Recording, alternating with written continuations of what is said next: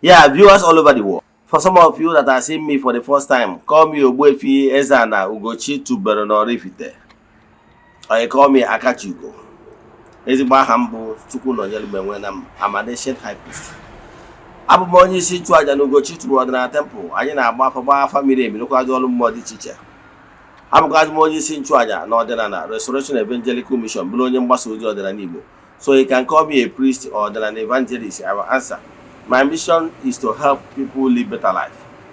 N'ụbọchị taa n'oge awa nke eziokwu, isiokwu anyị dị wee bịa n'ụbọchị taa bụ alụ, abomination in Igbo spirituality. Yes, I'm here to tell you na Igbo spirituality is a spiritual movement. It's etu ndị si ebi ndụ. Igbo spirituality is not all about iwoji, buano, tano. No. The spiritual angle to it is the moral values.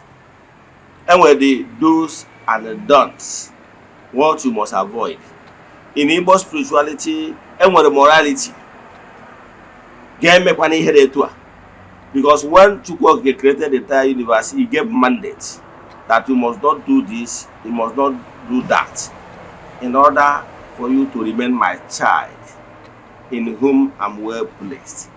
So there will a mandate given to man. There will a manual, earth manual. That earth manual kaina bo nso. Yes, that earth manual kaina bo nso. Then when you deviate from keeping the nso, then a man commit to go abomination. Ọ ihe ndị a ka anyị ga-eleba anya n'ụbọchị taa ka anyị na-eme ọrụ ụfọdụ n'ime ihe ndị a bụ capital offense akpọrọ alụ. But before we dive into today's lecture, important announcement. Don't forget that we are still in the month of April. We are rounding up. Maka ndị niile sonyere anyị na-aja nke ọnwa, anyị ga-achịkọta ya ụbọchị Wednesday. Yes, ga-abụzu echi bụ Thursday ọnwa agwụ. Anyị ga-achịkọta ya. Sịsọ ndị sonye na ya bụ aja ga-enweta nchịkọta ihe onyonyo nchịkọta ya. Echefuna na ọlụ anyị na-ahụ na temple or testimonies anyị adịghị issue na social media maka ọ dịrọ necessary ọ bụrụ ihe anyị maka ebe. N'isi ụtụtụ ejigoro na temple chụọ aja gọọ ọfọ kpee ekpere n'isi ndị niile sonyela anyị all over the world. The friends of the temple, the children of the temple, the members of Ordinary Restoration Evangelical Mission and Consecrated Group. We started this group ritual over 4 years now. We have massive testimonies. So I'm going to show you soon. I'm going to show you well. I'm going to show you na screen. You have my numbers 0805 7837 672 or 0813 8243 871. Yes. Now let's proceed. Isiokwu anyị n'ụbọchị taa bụ ihe bụ alụ, abomination in Igbo spirituality. Yes, and if you don't want to clash with the natural laws, let me tell you what happened in creation. Chukwu Okike pụrụ ime ihe after creating the entire universe, he gave the mandate and advised we human beings not to follow the wrong path.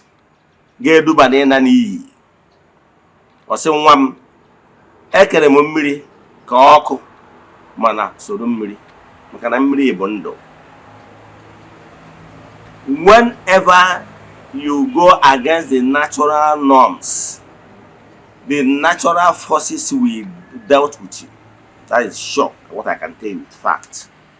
Now, if you don't want to attract the wrath of the supernatural forces, play according to the rule. Never you go astray from the natural laws.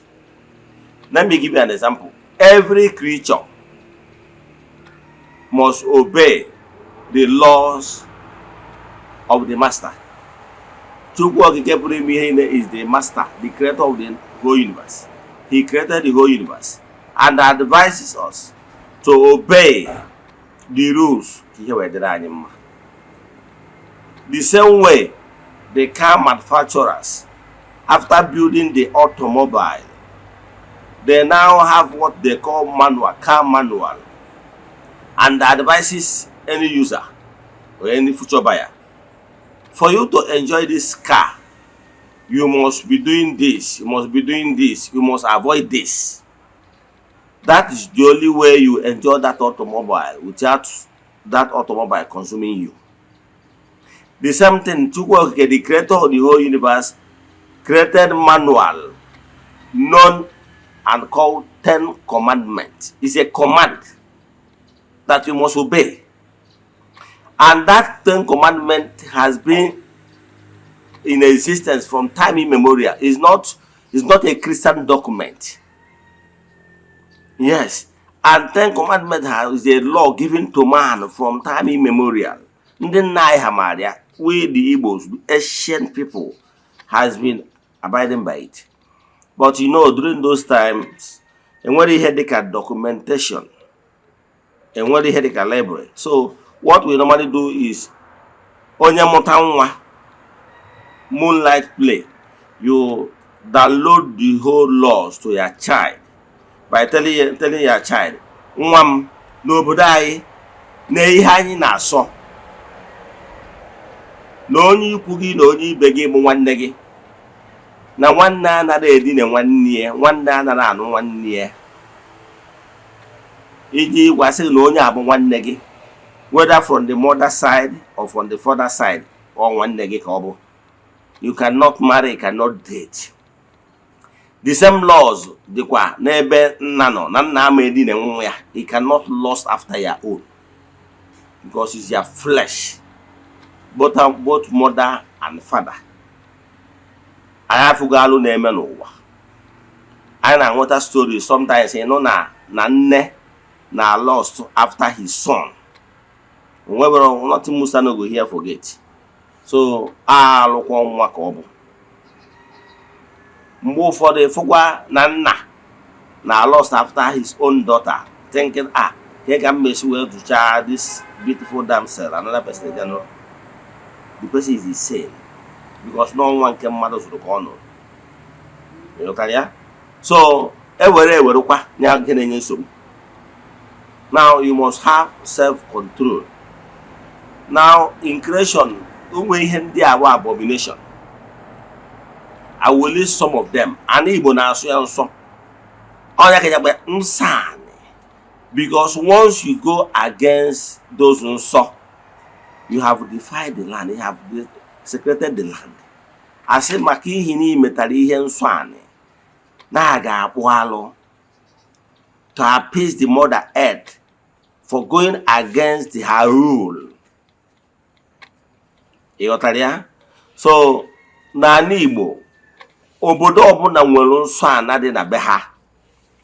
Ihe ndị Igbo ji aka ha sị n'obodo anyị na ọgbụgba ndụ ha nwere wutu ụmụ mmụọ eji tọọ nta n'obodo ha.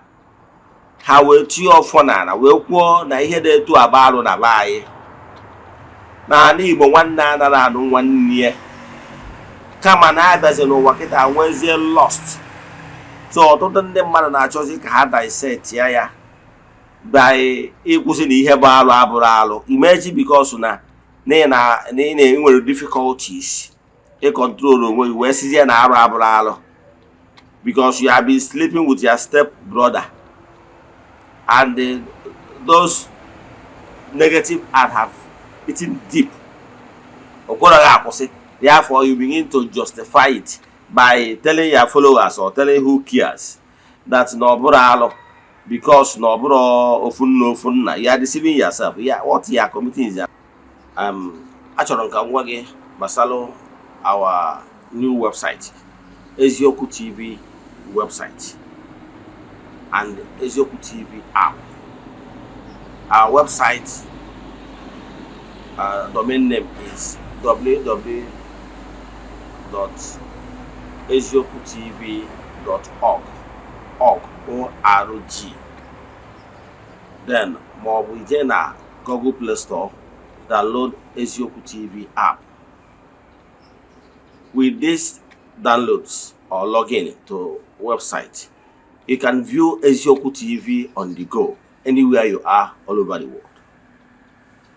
Now that website or app, again we can watch your Eziokwu TV live.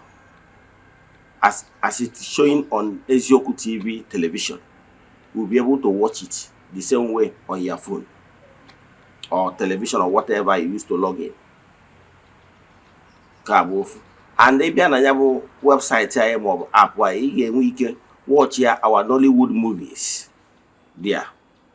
You can watch all my teachings there on the website and on the app. Thank you. An abomination. And don't tell me na ndị ọcha na-eme alụ. Mba na-asụ n'onu mana akwa ụkwara Ogbuefi. Omenala ndị dịrị ndị a ga-ajọji onye ọbụla based on their faith and creed and custom tradition. Ndị ọcha nwere their own tradition. The natural forces will judge them based on the set goal and laws. And this nsọ a abụrụ ihe ị ga-emegharị unu onwe gị. Ịghọtara ya? Ọ ndị nna gị ha gbakọtara ọnụ wee sụọ ọfọ n'ala wee sị na ihe abụọ alụ n'ala be anyị mgbe a na-atọ ntọala obodo bụ ụnụ maka o nwere the founders of each town. So ọ bụrụ na ifilu na ị chọrọzi ka ihe abụrụ alụ ị mara na ị ga-ejekwa wee gada onye ọbụla bụ nwoke na obodo a ọ bụrụ the 200 men na that town ị ga-ejekwa kpọta all the 200 men because all that 200 men nọ kịta na-represent those men uwere obodo ụnụ. Ọ bụrụ na unu niile nọ na the same page onye ọbụla eburu ọfịa bịa unu ewe sụgharị ọfọ which is impossible. Nsọ edebere n'obodo ọbụla maka ọdịmma ha. Nsọ anị ị na-asọ nsọ ana na-agọzi gị, you will be at peace with the land, the goddess of the land, the goddess of fertility. The goddess of the land bụ ana na-agọzi mmadụ. Ọ bụrụ na ị mara ọnya kpatara whenever even in the Bible, whenever the Israelites sin against God, the punishment bụ na ha ga-enwe ka ha nwee onwu. That is, ha ga-enwe ka enwe ụgani. Ụgani bụ ụgani. Ụgani bụ na ihe akọrọ famine, ihe akọrọ aka ama na-eme. Because the land is angry with the abomination they committed. So, ọ bụrụ na ị nọrọ at peace with the land, ihe kọrọ n'ubi a na-eme bountiful harvest. So, you strive and do everything humanly possible to be at peace with Ezeana. Because Ana about the mother, the cocoa of them all. No, Nana, you'll be able to absorb the earth's vibration and energy for your own benefit. So, do everything humanly possible to avoid anything, those things about Walu and Abono and Igbo. Kando gị wee too ogologo maka na gị na-anọdị na mma ọgọzie gị. Yes, ọnya ka ọ ji si na a ga-eduba ndị Jew na jupụta na milk and honey. Once you are at peace, the land, enye gị the land ga-adị fertile. The work of your hand will be blessed. Aka aja aja na-ebute ọnụ mmanụ mmanụ. O nwere ihe bụ nsọ. Nwaanyị idina nwaanyị ibie lusting after fellow woman is a taboo. Obalo, nwoke lost after nwoke ibe is a taboo. Imagine me. Mgbe Chukwu kere ụwa. Na according to that Bible story, o kere ihe niile oke na nwunye. Maka na ihe kwuru ihe akwụdebie. Now, okero according to Bible na Genesis 3. Okero Adam and Adamu. He didn't create Eve and Evelyn. Okay na nwunye. In everything created is male and female in order to strike balance in creation. Now, imagine me as a man. I will be lusting after Mr. President. Who does that? Ebe nwere this beautiful damsel Chukwu okeji wee chaa anyị mma maka ọdịmma nke anyị. Alụ ka ọ bụ. Ịghọtara ya? Kedu ka ọ ga-esi dị gị bụ nwaanyị, ọmarịcha nwaanyị? It can beat the rich Chukwu kere. Ije na-achọ ụmụ toy, na-achọ ụmụ nonsense iji eme woman to woman. You are deceiving yourself. Ịghọtara ya? All those things gbaa alụ ka ọ bụ n'ala Igbo. Yes. O nwere ihe Chukwu kere. Whenever you deviate from the original plan of the creator, you'll be in shambles. Let me tell you. Ụfọdụ ya afọ ndị na-eme gay. Ha hapụ ebe Chukwu kere. Yes. near all the natural oil and rest of them. Yes, lubricant. The happier we give to anus be very dry. So you can see that what you are actually doing is going the wrong way, and there is so many danger therein. Therefore, carry here or if or I may believe and they made insane. Or maybe some of them are doing it for occult purposes. Washing themselves, thinking they were again and there. And whenever you are following the wrong path, you are attracting the akogeris. The Monday akogeri. Akogeri would not negative spirits. Ndị bụ ka asị ka akụwasịa ndị bụ ndị mmesa ndị adị play according to rule ndị mmesa the men of underworld ndị ori ndị osaka ndị aka na akpa those ones bụ ndị they don't play according to rule. In the spiritual realm enwere ndị mmụọ ọma enwere ndị mmụọ ọjọọ. So when you live a life that is not natural the way nature created it, you have deviated from the nature's plan. Therefore, you will be attracted to those negative spirits that they play according to natural plan and natural ordinance. So I will advise you to pay attention and avoid the hormonal battle. What will shock you? When you go and steal somebody's cattle, sheep, a man commit without the person's permission. Do you know that in somebody's farm where the Guruji mother, a man commit without? Yes.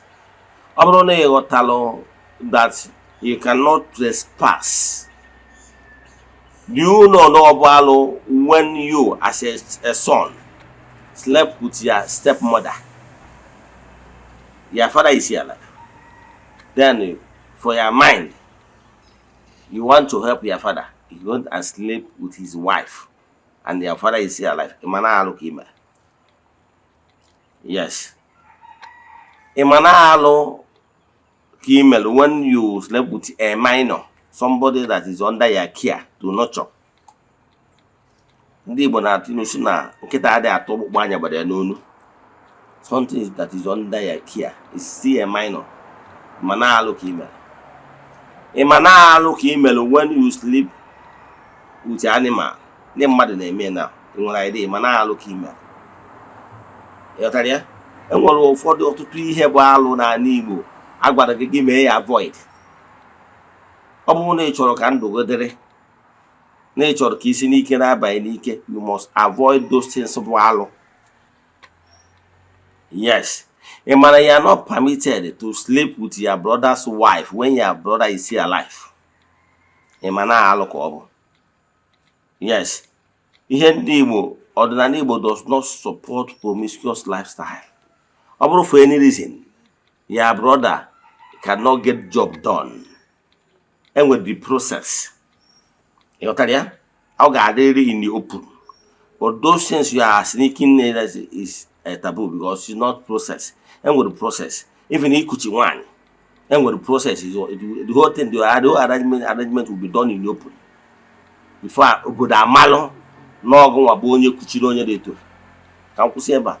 In my advent and Kusia mobile nature, Abalaga family, chat me on WhatsApp 0805 78 37672. Let us pray. Ekwem na Chineke. Ekwem na odi ihe siri m ike ke Chineke na-apụghị izi m ụzọ m ga-esi lụgbuo ya n'ihi na ọ mazuru ihe niile. Obi m siri ike na Chineke emeworo m ya gazie. May the blessings of Chukwu be with you all. May you be protected, may you be blessed now and forevermore. Ya gazie, udo dịrị ọnụ.